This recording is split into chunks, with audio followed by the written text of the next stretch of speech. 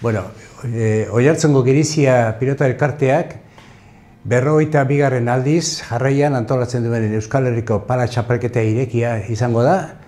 Hasiera emango diogu otsailaren lehenengo bigarren astean, eta bukara, segun eta zenbat jende apuntatzen den, izango da ekainaren hasieran edo bigarren astean. Elkarteak antolatzen duen txapelketa bada, eta Euskal Herriko izaera du txapelketak, horrek esan nahi du, bertan parte hartzen duten ia 80 bikote izango dira urtero apuntatzen direnak, eta etortzen direla Bizkaitikan, Arabatik, Nafarroatik eta Gipuzkoatik.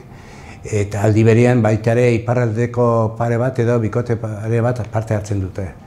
Asmoa hori da, nolabait jai giroan lehiaketa bada, eta hor jarraitzen dugu.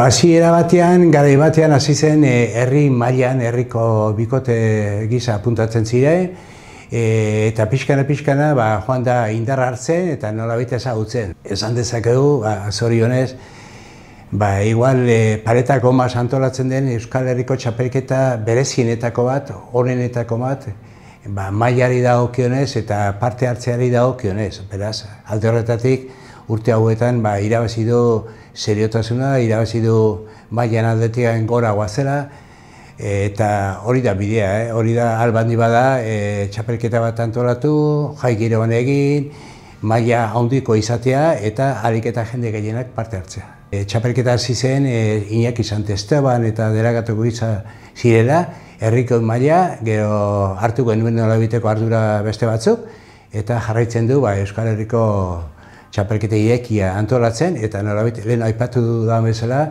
80 bikotekia 3 mailetan antolatuta, mutilen kasuan eta nesketan bat edo bi, segun parte hartzea arabera, aurrera jarraitzea.